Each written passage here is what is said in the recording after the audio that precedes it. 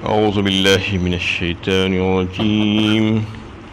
بسم الله الرحمن الرحيم. وإذا ضربتم في الأرض فليس عليكم جناح أن تقصروا من الصلاة إن خفتم أن يفتنكم الذين كفروا إن الكافرين كانوا لكم عدوا مبينا. اور جب تم سفر میں نکلو تو نماز میں قصر کرنے میں تم پر کوئی گناہ نہیں، اگر تمہیں اندیشہ ہو کہ کافر تمہیں تکلیف دیں گے. کافر تو ہے ہی تمہارے کھلے دشمن. یہ سورہ نساء کی 101 نمبر کی آیت ہے. اس میں نمازوں میں قصر کرنے کا حکم ہے. اس سے پچھلی آیتوں میں جہاد اور ہجرت کا بیان آ رہا تھا. اس کی مناسبت سے یہ آیت اگر دیکھیں تو ربط ہے اس میں کہ جہاد اور ہجرت کے سلسلے میں انسان کو سفر کرنا پڑتا ہے. سفر کے بغیر ممکن نہیں ہے. وہ سفر میں دشمن سے اور مخالفین سے خطرہ بھی لاحق ہو سکتا ہے. سفر میں تکلیف بھی ہوتی ہے، نامناسب حالات بھی پیش آتے ہیں. اس سلسلے میں پہلا حکم اس آیت میں یہ دیا گیا کہ تم جب سفر کرو زمین میں تو تم پر کچھ گناہ نہیں کہ تم اپنی نمازوں میں تقصیر کر لو. مطلب یہ ہے کہ قصر کر لو. نمازوں میں تخفیف کا حکم ہے. اس میں کچھ گناہ نہیں کہہ کر یہ بتایا جا رہا ہے تو اس کا مطلب یہ نہیں کہ نہیں کرے بھی تو چلے گا. نہیں، یہ حکم ہے، یہ شریعت کا حکم ہے، اس کو پورا کرنا ہوگا. یہ انداز ہے اللہ تعالیٰ کا. سورہ بقرہ میں بھی اگر آپ دیکھیں تو ان الصفا والمروۃ من شعائر اللہ فمن حج البیت او اعتمر فلا جناح علیہ ان یطوف بہما ومن تطوع خیرا. فرمایا تھا اس میں بھی انہیں صفا اور مروہ کو اللہ تعالیٰ نے شعائر اسلام کہہ کر یہ بتایا کہ تم جو کوئی حج اور عمرے کے لیے جائیں تو چاہیے کہ اس کا طواف کرے. ان پر کوئی گناہ نہیں. وہاں پر بھی ایسے ہی الفاظ آئے تھے کیونکہ عام طور پر سوالات جب کیے جاتے ہیں تو اس کا جواب اس انداز میں دیا جاتا ہے، کیا یہ کر سکتے ہیں؟ تو نہیں کیا جا سکتا ہے، اس میں کوئی گناہ نہیں. یہ انداز سے جواب ہوتا ہے. تو وہاں پر بھی اسی انداز میں پوچھا گیا تھا کیونکہ کعبۃ اللہ میں جو ہے 360 بت رکھے ہوئے تھے اور صفا و مروہ کے درمیان جو آج صحیح ہوتی ہے، صحیح کے مقام پر بھی کئی بت رکھے ہوئے تھے اسلام سے پہلے. تو اس پر وہ کفار جا کر طواف کیا کرتے تھے صفا و مروہ کے درمیان. جب اسلام آیا تو صحابہ کرام کو یہ شک ہوا کہ اگر ہم بھی جو ہے اس کی صحیح کریں گے، طواف کریں گے تو ہو سکتا ہے کہ یہ گناہ ہو جائے. اس پر ان لوگوں نے سوال کیا تھا تو سوال کے جواب میں کہا گیا کہ کچھ گناہ نہیں ہے. مطلب یہ ہے کہ گناہ بھی نہیں ہے اور تم کو کرنا بھی ہے یہ کام. اب ویسا ہی بالکل یہاں پر بھی سفر کی حالت میں تم اپنی نمازوں میں کمی کر لو تو یہ تم پر گناہ نہیں کہہ کر یہ بتایا گیا ہے کہ یہ رعایت اللہ تعالیٰ نے تم کو دے دی ہے. اب تم کو یہ شریعت کا حکم سمجھ کر اس پر عمل کرنا ہوگا. سفر کسے کہتے ہیں؟ شرعی اصطلاح میں سفر 3 منزل کو کہا جاتا ہے. ایک منزل جو ہوتی ہے وہ 24 کلومیٹر کی ہوتی ہے آج کے حساب سے، 16 میل. اس طریقے سے 3 منزلیں ہوگی 72 کلومیٹر کی.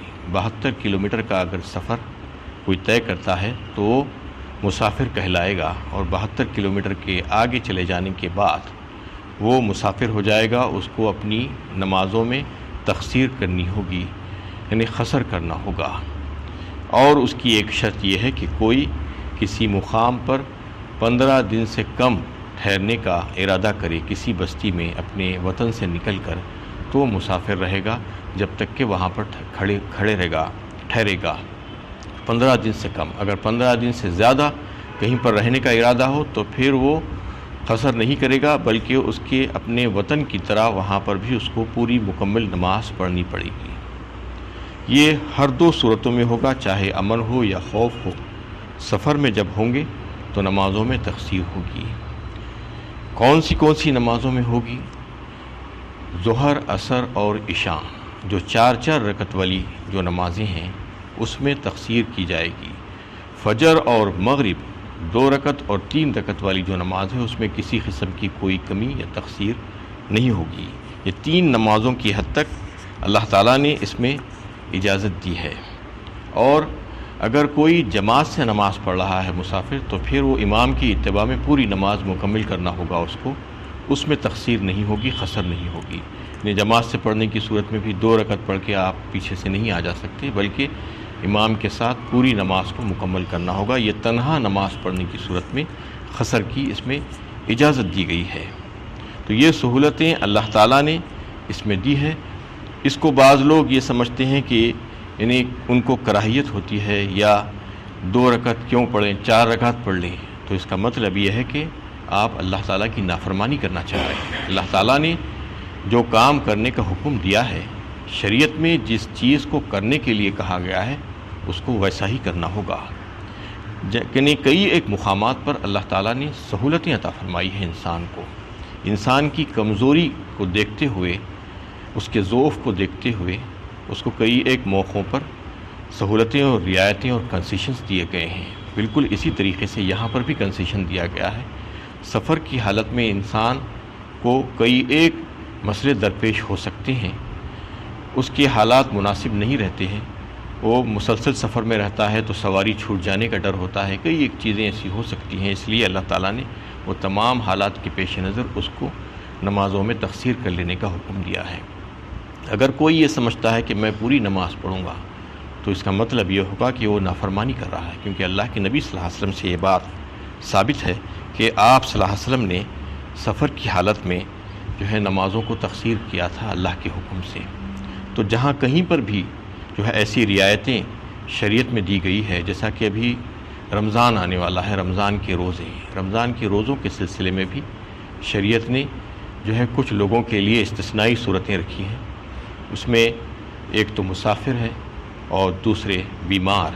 شہر رمضان الذی انزل فیہ القرآن ھدی للناس وبینات من الھدی والفرقان فمن شہد منکم الشہر فلیصم ومن کان مریضا او علی سفر فعدۃ من ایام اخر یرید اللہ بکم الیسر ولا یرید بکم العسر۔ یہ علت بیان فرمائی اللہ تعالیٰ نے۔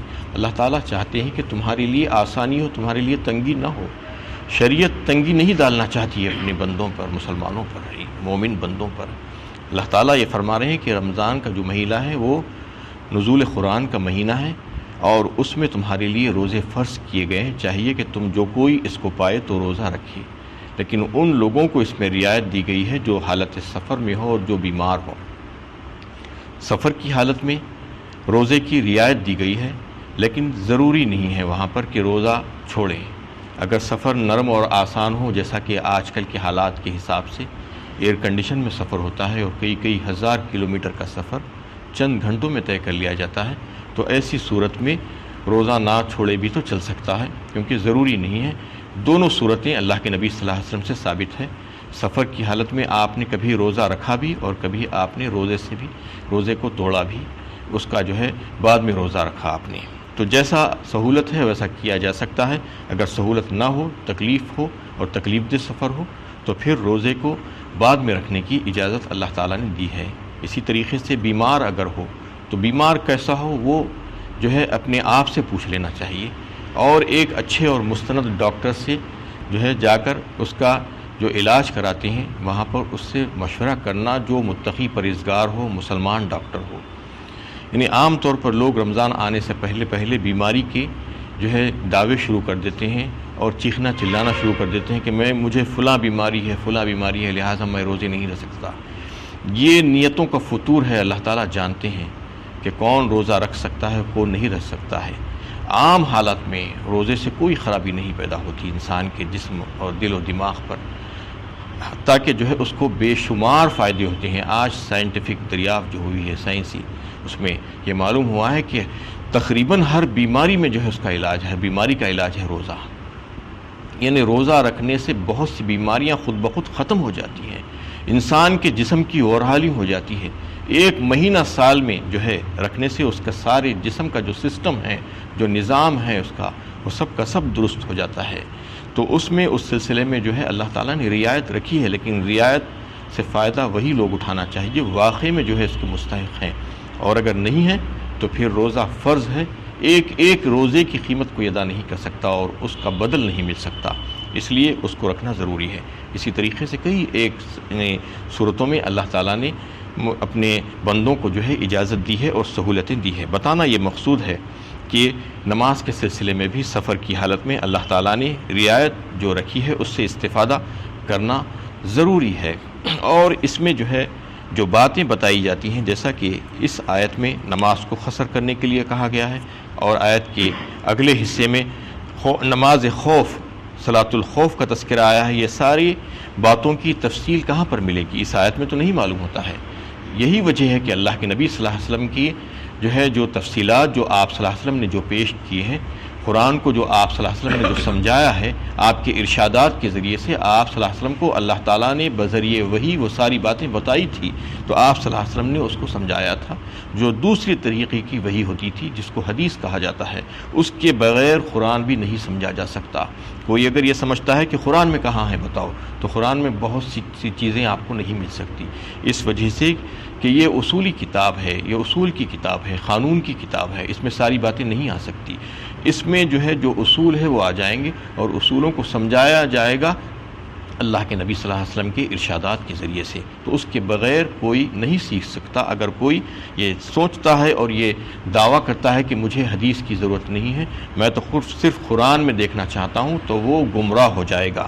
تو یہ ساری باتیں کہاں سے معلوم ہو رہی ہے؟ اللہ کے نبی صلی اللہ علیہ وسلم کے ارشادات سے، کہ نماز کو قصر کرنا ہے سفر میں، کون سی نمازوں میں قصر کرنا ہے، کتنی قصر کرنے کا ہے، یہ ساری چیزیں آپ صلی اللہ علیہ وسلم نے ہمیں بتائی، اس لیے ہمیں معلوم ہوا۔ ان خفتم ان یفتنکم الذین کفروا، اور پھر اس کے بعد اسی آیت کے اگلے حصے میں یہ بتایا گیا ہے کہ اگر تمہیں خوف ہو، اندیشہ ہو کہ کافر تمہیں تکلیف دیں گے، تو پھر تم کو نماز میں کمی کر لینی چاہیے یا اور کوئی دوسرا طریقہ اختیار کرنا ہے۔ کافر تو ہے ہی تمہارے کھلے دشمن۔ اس کے فوراً بعد کی آیت میں اللہ تعالیٰ نے وہ طریقہ بتلا دیا کہ کون سا طریقہ تم کو اختیار کرنا پڑے گا اس صورت میں کہ جب تمہیں دشمن کا خوف ہو۔ یہ کون سی حالت ہے؟ جب مسلمان جنگ میں ہو، کفار کے ساتھ دو بدو جنگ میں ہیں اور کفار سے مقابلہ چل رہا ہے، حالت جنگ میں بھی نماز کو ادا کرنا ہے۔ نماز کا وقت اگر آ جائے تو اس کو کس طریقے سے ادا کرنا ہے اللہ تعالیٰ نے اس میں بتایا۔ تو اس سے نماز کی اہمیت واضح ہوتی ہے کہ عین میدان جنگ میں بھی اس کی ادائیگی ضروری ہے۔ عام طور پر لوگ اس سے اتنی غفلت برتے ہوئے ہیں کہ امن کی حالت میں، سکون کی حالت میں روزانہ بھی نمازوں کو چھوڑ دیتے ہیں، قضا کر دیتے ہیں۔ ان کو اس بات کی فکر ہی نہیں ہے کہ ہماری نمازیں قضا ہو رہی ہیں اور چھوٹ رہی ہیں، جبکہ اللہ تعالیٰ اس کی اہمیت بتاتے ہوئے یہ بتا رہے ہیں کہ عین میدان جنگ میں بھی نماز کو ادا کرنا ہے، نہ صرف ایسے ہی ادا کرنا ہے تنہا، بلکہ جب نماز با جماعت ادا کرنا ہے حالت جنگ میں بھی۔ وہ کس طریقے سے ادا ہوگی؟ اگلی آیت میں اللہ تعالیٰ نے اس کی ساری تفصیل بتائی۔ اس کو بتانا یہ مقصود ہے کہ حقیقت یہ ہے کہ جہاد کی اصل روح نماز ہی ہے۔ نماز با جماعت کی اہمیت اس سے واضح ہوتی ہے، یعنی حالت جنگ میں بھی اگر جماعت سے نماز ادا کی جا سکتی ہو تو ادا کرنا پڑے گا، اور اگر کسی وجہ سے نہیں کی جا سکتی، جیسا کہ ایک جنگ کے موقع پر ایسا ہوا تھا، غزوہ احزاب کے موقع پر آپ صلی اللہ علیہ وسلم کی نمازیں قضا ہوئی تھی، مسلمانوں کی نمازیں قضا ہوئی تھی۔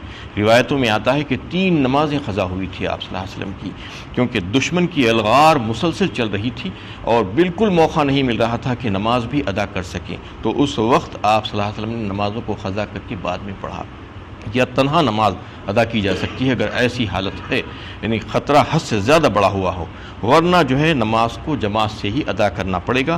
اس کو کس طریقے سے ادا کیا جائے گا اس کو اگلی آیت میں اللہ تعالیٰ نے واضح فرمایا۔ وَإِذَا كُنْتَ فِيهِمْ فَأَقَمْتَ لَهُمُ الصَّلَاةَ فَلْتَقُمْ طَائِفَةٌ مِّنْهُمْ مَعَكَ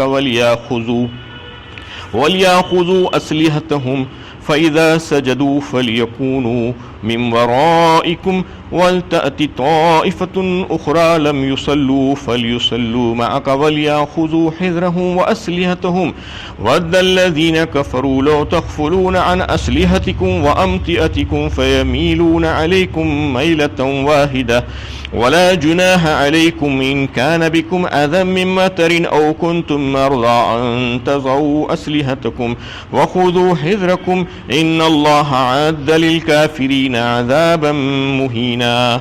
اور جب تم اے پیغمبر صلی اللہ علیہ وسلم ان مسلمانوں کے درمیان موجود ہو اور نماز میں ان کی امامت کر رہے ہو تو چاہیے کہ ایک گروہ تمہارے ساتھ کھڑا ہو جائے اور اپنے ہتھیار لیے رہیں، جب وہ سجدہ کر چکیں تو وہ تمہارے پیچھے چلا جائے، اور دوسرا گروہ جس نے ابھی نماز نہیں پڑھی ہے تمہارے ساتھ نماز میں شریک ہو جائے، اور چاہیے کہ وہ اپنی حفاظت کا سامان اپنے اسلحہ لیے ہوئے ہو۔ کافر چاہتے ہیں کہ تم اپنی اسلحہ اور سامان جنگ سے ذرا بھی غافل ہو تو ایک بارگی تم پر ٹوٹ پڑیں، البتہ اگر بارش کی وجہ سے تکلیف ہو یا تم بیمار ہو تو کوئی مضائقہ نہیں، اگر تم اپنے ہتھیار اتار کر رکھ دو پھر بھی اپنی حفاظت کا سامان لیے رہو، یقین جانو اللہ نے کافروں کے لیے رسوا کن عذاب تیار کر رکھا ہے۔ اس میں وہ طریقہ بتایا گیا ہے کہ عین حالت جنگ میں یعنی جماعت سے نماز کس طرح ادا کرنی ہوگی۔ جس وقت آپ صلی اللہ علیہ وسلم وہاں پر موجود تھے تو آپ صلی اللہ علیہ وسلم کی امامت میں نماز ہوتی تھی، اس لیے کہ آپ صلی اللہ علیہ وسلم کے موجود رہتے ہوئے کوئی دوسرا امام نہیں بن سکتا تھا۔ آپ صلی اللہ علیہ وسلم کے بعد دوسرے امام آپ کے قائم مقام ہوں گے اور نائب ہوں گی۔ تو اس وقت آپ صلی اللہ علیہ وسلم کی امامت کا تذکرہ کرتے ہوئے فرمایا گیا کہ ایک دو ٹکڑیاں ہو جائیں گی فوج میں سے، اور اس میں سے ایک ٹکڑی حفاظت کرتی ہوئی کھڑی ہوگی، اسلحہ لے کر دشمن سے مقابلہ کرتی ہوگی، دشمن کی الغار سے مسلمانوں کو بچانے کے لیے کوشش کر رہی ہوگی، اور دوسری ٹکڑی نماز میں آ کر آپ صلی اللہ علیہ وسلم کے ساتھ مل جائے گی اور ایک رکعت نماز پڑھے گی، اور اس کے بعد وہ نکل کر چلے جائے گی، اور دوسری ٹکڑی جو حفاظت کر رہی تھی اس کی جگہ جا کر وہاں پر حفاظت کرنا شروع کر دے گی، اور دوسری ٹکڑی آ کر آپ صلی اللہ علیہ وسلم کے پیچھے اپنی پہلی رکعت ادا کرے گی۔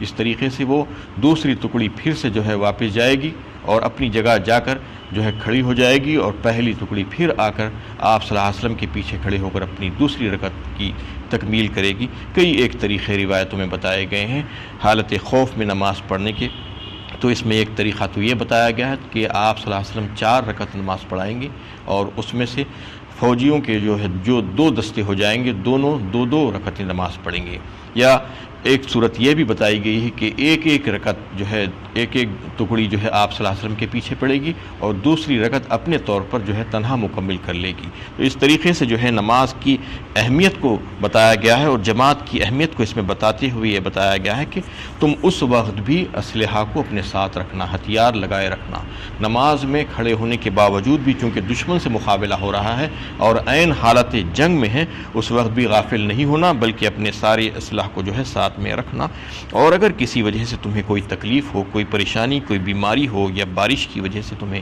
تکلیف ہو رہی ہو کہ اس وقت کے حالات ایسے ہی تھے، تو اس وقت تم اپنے اسلحہ کو نکال کر رکھ سکتے ہو، لیکن پھر بھی تم غافل نہیں ہونا بلکہ اپنے جو ضروری سامان ہیں، ہتھیار ہیں، اور جو حفاظت کا جو سامان ہے اس کو تو ساتھ ہی رکھنا، ہتھیار کو نکال کر رکھ سکتے ہو۔ یہ ساری باتیں اس میں بتا کر یہ واضح کر دیا گیا کہ عین حالت جنگ میں بھی تم کو اپنی نماز سے غفلت نہیں برتنا چاہیے، بلکہ نماز باجماعت ادا کرنے کی پوری کوشش کرنا وہاں پر بھی ضروری ہے۔ تو اس وجہ سے عام حالات میں تو کتنی ضرورت پڑتی ہے نماز کو پورا کرنے کے لیے، کیونکہ اللہ تعالیٰ نے روزانہ 5 نمازیں فرض کی ہیں، اس کو بندے کو چاہیے کہ وہ روزانہ اللہ کے حضور حاضر ہو کر نمازوں کی ادائیگی کرے، تاکہ وہ ثابت کرے کہ میں اللہ کا بندہ ہوں اور اللہ تعالیٰ سے تعلقات میں جڑا کر رکھا ہوں، روزانہ میں اللہ کے سامنے آ کر اس کے حضور میں کھڑا ہوتا ہوں۔ یہ اللہ تعالیٰ چاہتے ہیں کہ میرا بندہ میرے پاس آئے چلتا ہوا، میں اس سے بات کروں اور وہ مجھ سے بات کرے،